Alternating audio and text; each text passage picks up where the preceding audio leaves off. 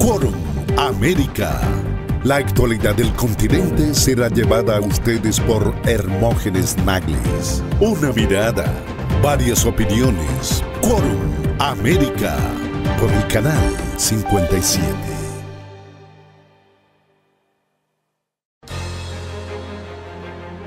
En Intecon trabajamos con más de 50 países y con más de 60.000 clientes para salvaguardar la seguridad de las personas, salud ocupacional y medio ambiente en las empresas e industrias. Desde 1996, importamos y exportamos tecnología desde cualquier parte del mundo. Proporcionamos todos los instrumentos para monitorear y salvaguardar la salud, higiene ocupacional e instrumentación ambiental, cumpliendo con todas las normas y regulaciones de cada país. Instituciones o agencias gubernamentales, petroleras, medio ambiente, farmacéutica y cualquier industria. Intecon, seguridad, protección y prevención. Llámanos 561-912-9809.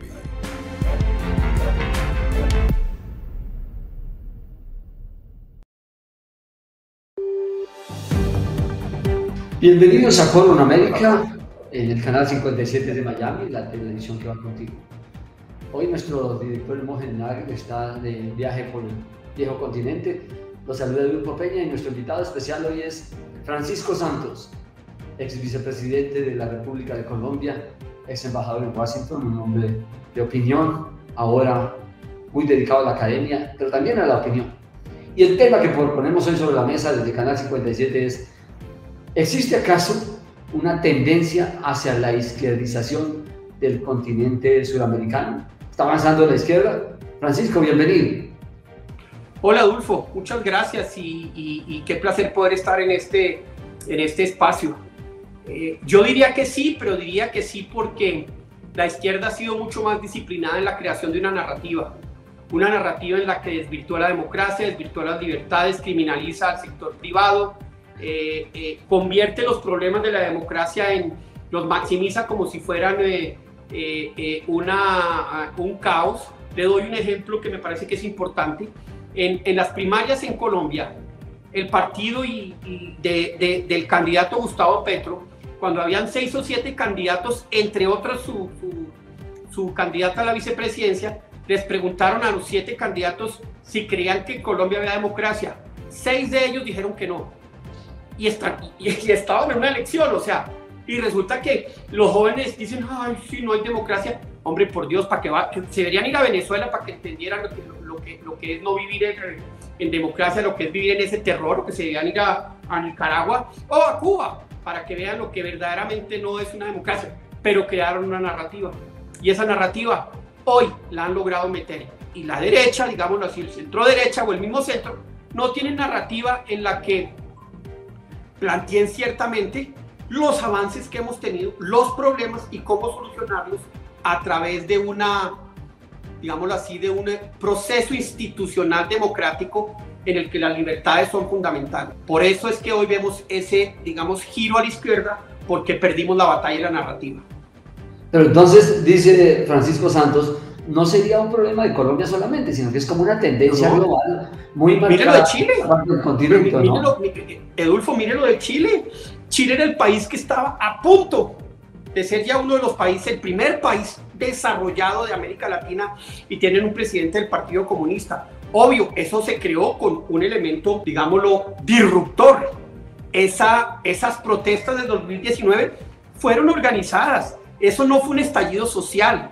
Eso fue una cosa que aprovechó un momento, porque usted primero no quema toda una línea de metro en orden si usted no está preparado. A mí no me cabe la menor duda que el eje disruptor de esa destrucción viene desde Rusia, con toda esa relación que tienen con agentes anárquicos durante décadas en muchas partes del continente, y que eso lo han utilizado. Aquí ya en Colombia hemos podido probar que Rusia está metido y estuvo metido en las protestas de hace unos meses, y pues aprovechan, Rusia como ente disruptor aprovecha toda esa narrativa para crear esas condiciones que generan lo que pasó en Perú, donde hay esa inestabilidad, lo que está pasando en Chile y pues lo que puede pasar en Colombia. Francisco Santos, usted debe tener, sé que tiene información privilegiada porque haber sido embajador en Washington, de tener comunicación con la Casa Blanca, con el Departamento de Estado, con los embajadores de todo el mundo allí, pues da mucha información que a usted le permite hacer esa afirmación. Pero muchas veces cuando uno escucha esa afirmación, un poco de sectores de la izquierda en esa nueva narrativa dicen, ay, Francisco está loco, ay, que Rusia metiendo las manos en Colombia, que nadie se lo cree. ¿Eso es una realidad o no? Pues mire, es que, perdona, está la investigación donde metieron 150 millones de dólares a través de cuentas arrendadas y una parte importante de esa plata se fue a la primera línea. Se fue a través de... No. Lo que pasa es que ese escritor de izquierda... ¿usted se acuerda cuando la izquierda hablaba del cuando se burlaba del castrochavismo? ¿Qué tenemos en Venezuela? Y se reían cuando Uribe lo puso en el 2002. No, está loco. Vea la realidad. Entonces, pues... Esos escritores que se precian de su independencia, muchos están encarcelados o les tocó salir de Nicaragua, muchos están encarcelados o muriéndose de hambre en Venezuela. Esperemos que no ocurra lo mismo aquí en Colombia, porque para mí la responsabilidad de decir las cosas como las veo, con la información que tengo, es fundamental. Y pues el viraje a la izquierda, que además creo que se va a intensificar por lo menos la disrupción de Rusia en la región, porque es barata, no le cuesta nada y tiene un gran efecto que quiere tenerlo frente a Estados Unidos, más que a Rusia no le importa Colombia, no le importa Chile, le importa es ver cómo le casca a Estados Unidos en ese escenario geoestratégico. Entonces yo sí veo eso convirtiéndose en un gran dolor de cabeza por lo menos para la próxima década. Yo quisiera ir un poco, usted que conoce la situación como país por país y lo que está pasando en el continente. Ya usted hablaba de lo de Chile, mejor, veníamos de atrás con Venezuela ya hace 20 años, esto de Chávez, luego pasamos a Nicaragua, los dos países más afectados desde hace más de una década, 2 décadas, seguimos ahora con Chile y con Perú. Eso parece que fuera una tendencia inevitable, entonces... No. ¿Los demás se tienen que sentar a mirar esa realidad y a dejar que pase? No, primero no, y no es inevitable, y por eso el fortalecimiento institucional es tan importante. Y si aquí en Colombia ya llega a la izquierda una persona y yo les tengo que ser muy sincero, cuyas cualidades democráticas yo no creo en ellas, como dice el señor Gustavo Petro, pues toca salir a defender las instituciones y la democracia, así sea en la calle, y se hará. Porque eso es lo que permite que... si hacen un gran gobierno con libertades y con todo, pues continúen, pero impide que se mantengan y se perpetúen en el poder, como pasó en Nicaragua, como pasa en Venezuela, como pasa obviamente en Cuba, como de cierta manera está pasando en Bolivia, como pasa en Argentina, a pesar de que allí todavía hay mucho más margen de maniobra. Pero lo que hicieron en Argentina es el ejemplo perfecto. Los Kirchner robaron, saquearon, empobrecieron el país, pero tienen una pequeña maquinaria de dádivas que les permite todavía tener, pues tienen hoy el presidente, obviamente son los presidentes más impopulares, pero eso también es sumamente peligroso. Por eso a mí no me cabe la menor duda que lo que quiere hacer Gustavo Petro con los billones, los cientos de billones de pesos que quiere incautarle al sistema privado de pensiones es gastárselo, robárselo en una parte y gastárselo en ese tipo de dádivas que le permiten tener una gobernabilidad distinta, porque pues no nos digamos mentiras, en muchos de nuestros países la plata maneja el poder y un presidente con 300, 400 billones de pesos distribuyendo, pues es un tema muy peligroso que destruye cualquier institución por más fuerte que sea. Pero Colombia, donde vivimos la violencia del narcotráfico, donde vivimos la violencia de la guerrilla, donde yo me moría de la risa porque aquí Gustavo Petro, nos están amenazando. En el año 2002, cuando hicimos la candidatura presidencial, Álvaro Uribe y yo no pudimos salir, tenemos que hacer campaña desde el hotel, de un hotel aquí en Bogotá. Le hicieron un atentado donde se salvó de milagro el presidente Uribe, y esas personas que hicieron el atentado están en el Congreso de la República. ¿Me va a hablar de amenazas? ¿Me va a hablar de que no hay democracia? No, por Dios. Y que la situación de hoy es compleja. Ya quisiéramos nosotros en el 2002 haber podido hacer campaña como lo hace el señor Gustavo Petro, pero no pudimos porque sus amigos, los que aparecen levantándole la mano, le pusieron un carro bomba donde mataron varias personas y casi matan al entonces candidato Álvaro Uribe. El tema que se propone hoy sobre la mesa, se pone sobre la mesa para esta charla, doctor Francisco Santos, es la izquierdización en esta parte del continente. Y yo digo, como pregunta y como reflexión, pues en principio no se debería tener miedo a una izquierda democrática, son las ideas. El problema es que esta izquierda que se ha estado tomando los países del continente destruyen la economía, destruyen la libertad, destruyen la democracia. ¿Podemos hacer alguna explicación en ese sentido? No es la izquierda por la izquierda, no son las ideas, sino es cómo destruyen las sociedades, ¿o no? Mire, usted tiene toda la razón. El señor Lagos, que era del Partido Socialista, fue presidente de Chile y hizo crecer a Chile. Inclusive la señora Bachelet, 2 veces presidenta, un primer periodo, digamos, un poco más moderado, un segundo periodo, pero no destruyó la institucionalidad. Lo que pasa es que hoy hay un activo disociador donde está Cuba, está Venezuela, está Rusia, donde se ha formado ese eje que lo que pretende es de verdad destruir la democracia. No les interesa la democracia, no creen en la democracia. Mire, la pregunta que le hice, el ejemplo que le di del partido de Gustavo Petro, donde todos contestaron que no hay democracia, es eso, ellos no creen en la democracia, ellos no creen en las libertades, ellos quieren es el poder para hacer lo que les da la gana, como lo hicieron en Venezuela, donde se robaron más de 500 billones de dólares, donde todos están tapados de oro y 7 millones de venezolanos muriéndose de hambre por todos los países de América Latina. Esa es la mentalidad que ellos tienen. Usted oye a Francia Márquez y ella no cree en la democracia. Ella cree en su capacidad o su manera de destruir para poder entregarle a los que ellos creen, a sus amigos, lo que puedan, sin dejar nada para más allá. Entonces, y eso es una cosa que está promovida por Cuba, que Venezuela está integralmente metida. Argentina y México le hacen el juego, Bolivia está metida y Nicaragua está acá. Entonces, yo a un candidato de izquierda, mejor dicho, yo al doctor Robledo, Jorge Robledo, en Colombia, creo que es un tipo serio y es un tipo con el que tengo serias diferencias, pero es un demócrata.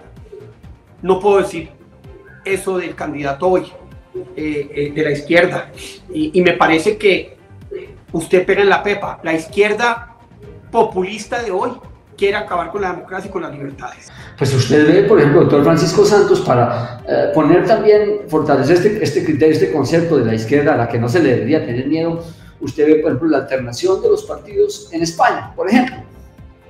Vienen los socialistas, vienen los conservadores, se rotan el poder, pero nunca nadie destruye la democracia. En Francia vienen los socialistas, vienen los conservadores, en Inglaterra también. Pero es que esta es otro tipo de izquierda destructora, la que nos amenaza hoy o no. Sí. Pero en parte es responsabilidad del centro derecha que no creamos una narrativa. No hemos podido lograr crear una narrativa en donde la construcción de una sociedad, de unas libertades, de unos ingresos, de un progreso, ha sido de tal manera, sin desechar los problemas, que necesitamos ser mucho más agresivos en cómo podemos hacer crecer estas economías para distribuir más recursos, para que los recursos que llegan al Estado puedan llegar de mejor manera. Pero no, la izquierda quiere destruir lo que hay, expropiar lo que existía y distribuirlo unos cuantos y después ya veremos. Y el ya veremos es Venezuela. Y el ya veremos es Nicaragua. Van a empezar a ver la crisis económica en Nicaragua. El ya veremos es Argentina, uno de los países más ricos del continente, en un empobrecimiento brutal. Espero que Chile no viva eso. Espero que Perú no viva eso.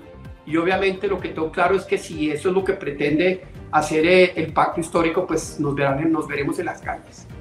Hay un par de temas todavía, cuando hablamos de la izquierdización de esta parte del continente, pues tenemos que hacer necesariamente referencia a Colombia. Pero esta es una izquierda todavía mucho más compleja, porque es que no es la izquierda por la izquierda. Usted dice, doctor Santos, que en los últimos días el candidato Petro ha hecho propuestas de ven paracos, ven aquí paracos. Eso no es que se le tenga miedo a la izquierda por eso, es que el paramilitarismo es una expresión criminal. Pero además está planteando unos diálogos con el clan Úsuga, con las disidencias de las FARC, con los helenos.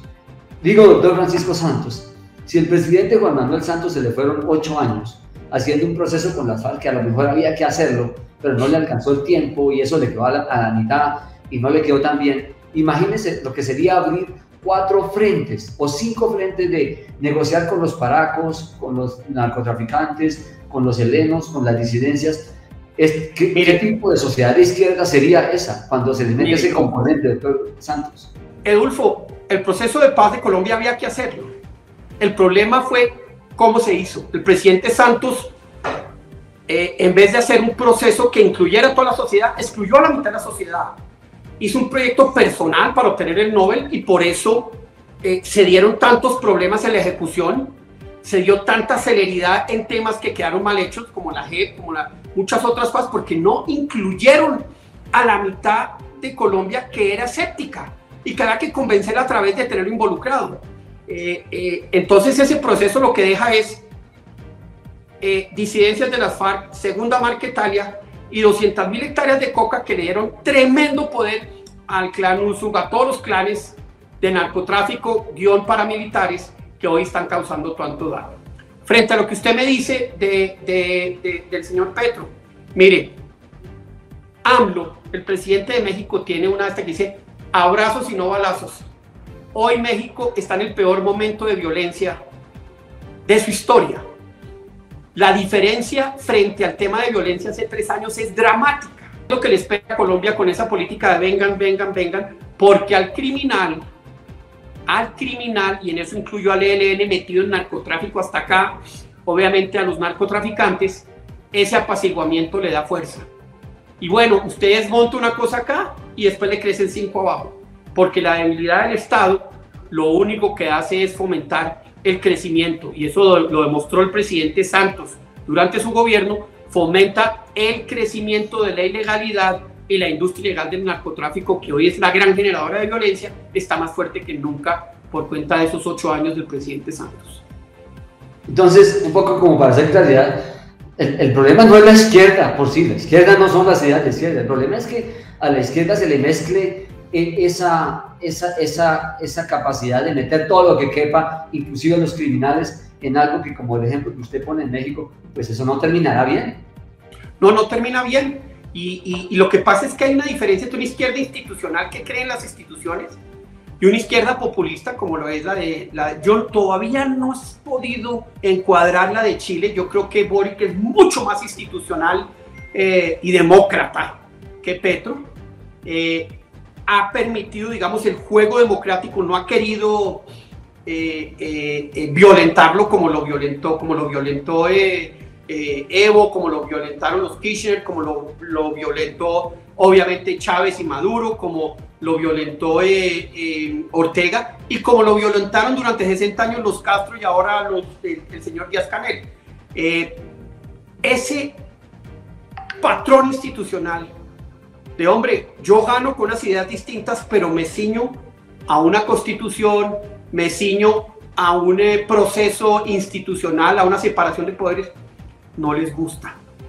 No les gusta porque esa izquierda autoritaria, y creo que la diferencia es entre la izquierda democrática y la izquierda autoritaria, y yo creo que el señor Petro hace parte de eso. Petro está mucho más cerca a Castro, a Díaz-Canel, a Ortega y a Chávez y a Maduro que a Boric. Mire lo que pasó hace unos días. Petro invitó a Lula, candidato de izquierda, y eso va a ser bien interesante porque Lula siempre ha sido un símbolo. ¿Cómo va a lograr cómo va a manejar el gobierno si llega al poder? A ser parte de ese grupo sin petróleo, de países sin petróleo, sin producción. Y Lula le reaccionó con una contundente respuesta. Y Lula dijo, qué pena, pero no, yo necesito esa plata para poder gobernar bien, para poder ayudarle a los más pobres. En cambio aquí no, aquí hay un ilusionismo porque Lula, que ya estuvo en el gobierno, ya conoció las dificultades, entiende que uno sin recursos no gobierna. Eso no lo entiende Petro. Petro y la señora Francia mucho menos entienden que si usted crea más riqueza tiene más que distribuir. Ellos quieren es destruir, destruir, destruir. Y esa va a ser el enfrentamiento y la batalla. Ojalá esté equivocado, creo que no. Francisco Santos, usted es pues, periodista, usted es político, ahora muy metido en la academia. Desde esas disciplinas, ¿qué cree que le pasa a los países cuando no entienden los riesgos y se van por el abismo? Se hunden.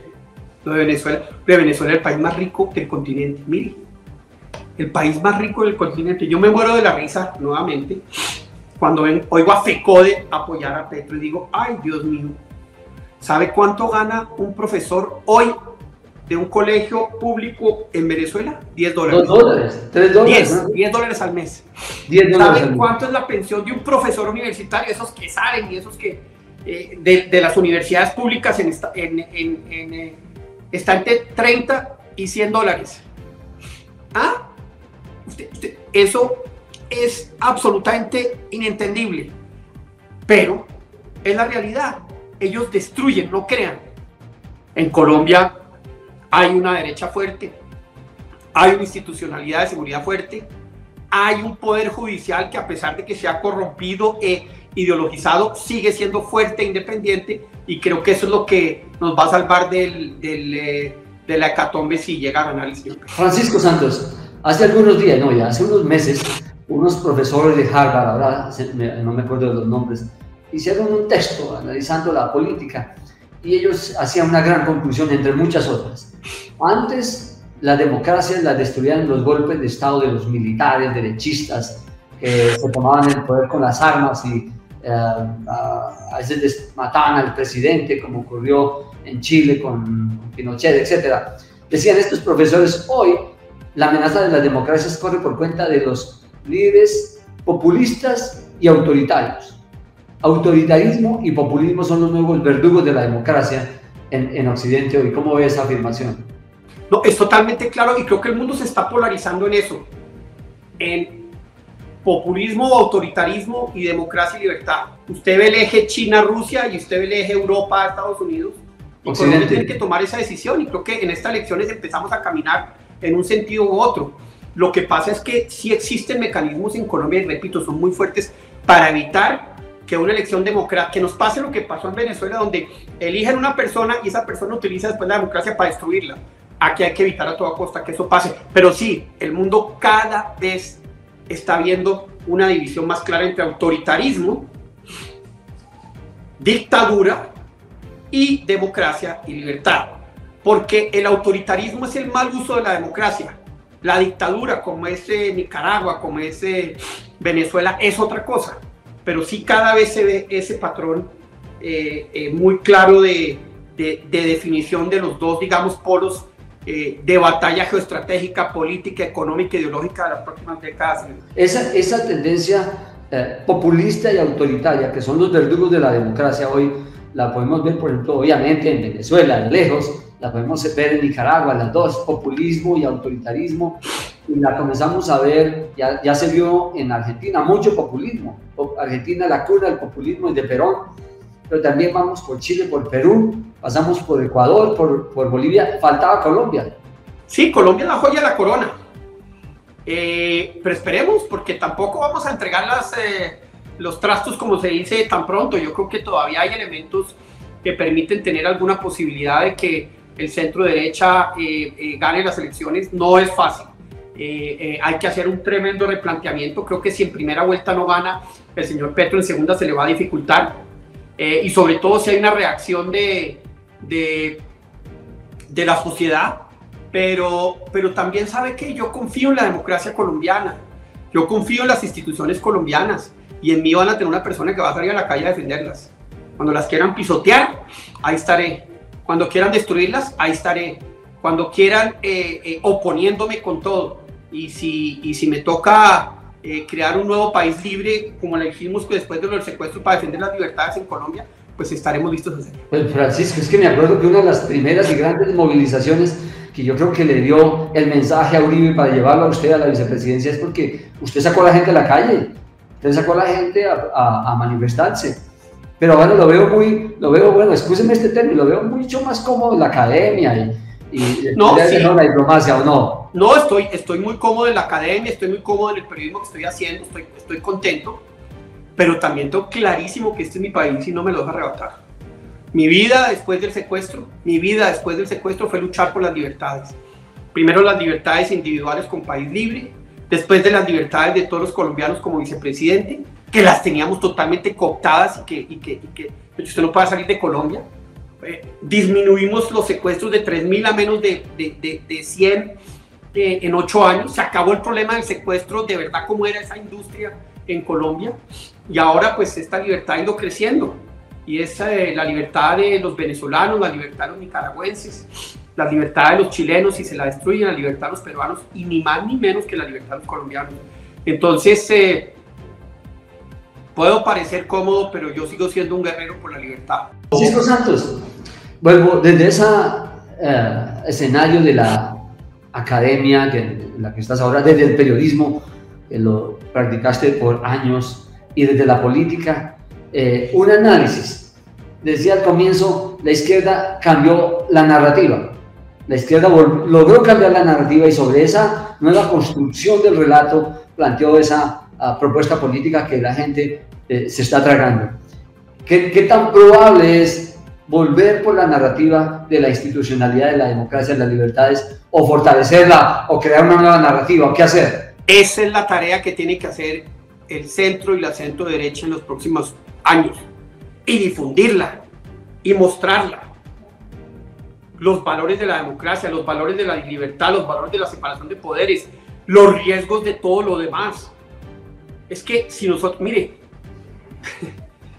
a mí no deja de sorprenderme, tan fuerte es la narrativa que a mí me escriben por Twitter muchachos, estoy seguro que son muchachos que dicen, si es que estamos peor que en Venezuela. Yo digo, no puedo, lo peor es que se lo creen. Tienen el cerebro tan lavado que se lo creen. Nosotros tenemos que hacer ese trabajo, y eso arranca desde las redes sociales, eso arranca desde los partidos políticos, eso arranca desde el sector empresarial, eso arranca desde las universidades, eso arranca desde los colegios, y eso arranca desde la casa. Y ese es el trabajo.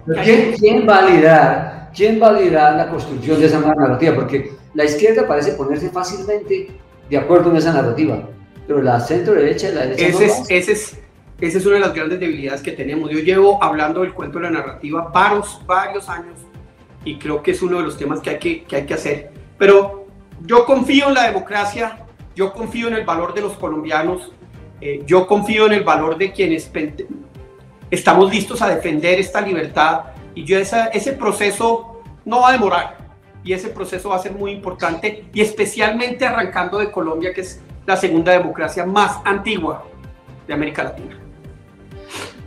Para ir otra vez a este tema, ¿no será, por ejemplo, esto puede ser muy delgado, pero la narrativa de la izquierda, la populista y la autoritarista, se queda, digamos, hace un trabajo excelente para sus intereses, desvirtuar democracia? No hay democracia. Y usted citaba ahorita las declaraciones de los candidatos. No hay libertades, estamos igual que Venezuela o peor que Venezuela. Eso se vuelve muy fácil. Pero para el centro derecha y la derecha, hablar de libertad, de democracia, de institucionalidad parecería unos términos muy abstractos que no le llega a la gente, ¿o no? Es difícil, es más difícil que lo otro, es mucho más fácil destruir. Y hay un elemento también que es importantísimo agregar a lo que usted dijo. El otro elemento de esa narrativa es destruir el carácter de aquellos que se pueden oponer. El ejemplo clásico, Uribe. Uribe, el mejor presidente de América Latina. Yo diría que debe estar entre los top 5 presidentes de América Latina en su historia.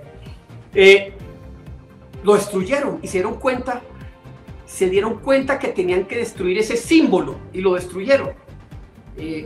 Hace pocos días, en una declaración, una de las personas más cercanas a Petro habló de cómo tenían que destruir el carácter y destruir la personalidad del candidato Fajardo, candidato de centro izquierda, y cómo lo habían logrado. Eso es parte también de esa narrativa que ellos tienen. No solo crean una narrativa, sino destruyen. Y esa destrucción es sistemática. Por eso el trabajo es mucho más difícil, pero y hay que aterrizarlo. ¿Qué significa la libertad de esto? Por ejemplo, la derecha jamás ha logrado hacerle entender al señor que está en la calle vendiendo frutas que él es un empresario, que la palabra empresario es el panadero de la esquina del barrio más pobre de Bogotá que vende su panecito, o del tendero del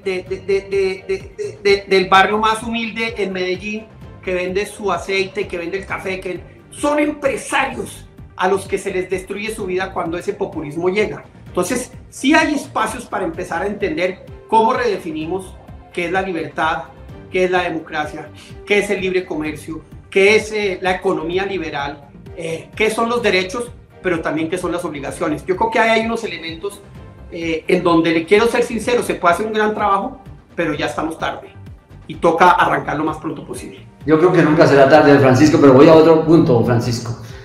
Hay un punto importante, que este es bien difícil, pero tenemos que abordarlo. En todo caso, en Colombia tenemos 20 millones de pobres. 20 millones, el 40%, 39% según la última medición del DANE, más o menos. 20 millones de pobres es una población muy grande. Claro, Venezuela tiene el 90% de la pobreza, pero no puede ser un contentamiento que allá están más pobres que nosotros. Pero en todo caso también hay que ver lo que está pasando en Colombia, claro, que algo ha pasado, mire, para que la gente se haya empobrecido tanto, ¿o no? Mire, claro que sí, pero la pobreza nunca genera violencia, es lo primero que hay que entender. Segundo, hombre, Colombia tenía un 55% de pobreza en el 2002. Cuando terminamos en el 2010 estaba en el 33%. Luego en el gobierno del presidente Santos se logró bajar al 20 y algo. La pobreza extrema se redujo. Volvió a crecer con la pandemia, desafortunadamente, y con, digamos, unas políticas equivocadas, pero la pandemia fue fundamental. Pero sí se había hecho un trabajo increíble de disminución de pobreza, de ampliación de la clase media, de creación de sistemas de salud, etcétera, que con problemas, pero hoy el sistema de salud de Colombia es uno de los modelos que se ven en el mundo, están entre los primeros 10 sistemas de salud del mundo, y aquí lo quieren destruir. Que el sistema de pensiones, bueno, pues miremos cómo lo arreglamos. Sí, hay problemas, no le voy a decir que no podemos estar contentos como en el momento en el que estamos, pero el camino por el que nos quieren llevar es el que nos destruye tener 90% de pobreza. Francisco Santos, me da mucha alegría esta charla, pues nos conocemos hace mucho rato, trabajamos en el tiempo haciendo periodismo, yo sigo aquí haciendo periodismo, usted en la política, en la academia, de manera que muy grato esta charla, y no es tenerle miedo a la izquierda, es lo que la izquierda puede destruir, ese tipo de izquierda que se plantea en esta parte del continente, cómo puede destruir al individuo, al ser humano, a la democracia, a las libertades, a la institucionalidad. Eso es lo que hay que ver. De manera que le agradezco mucho, Francisco, muchas felicidades y nos seguimos encontrando aquí en estos espacios. Muchas gracias, Edulfo, y muchas gracias a todos los televidentes.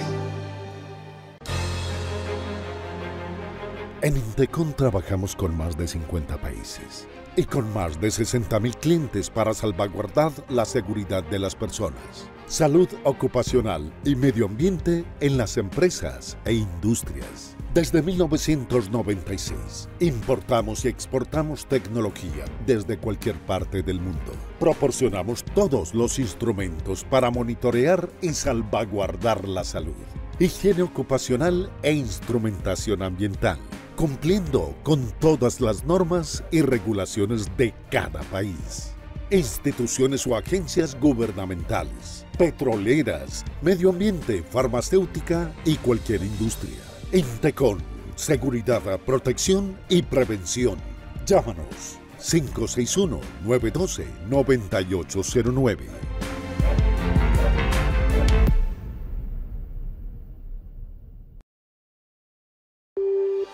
Quorum América. La actualidad del continente será llevada a ustedes por Hermógenes Nagles. Una mirada, varias opiniones. Quorum América. Por el canal 57.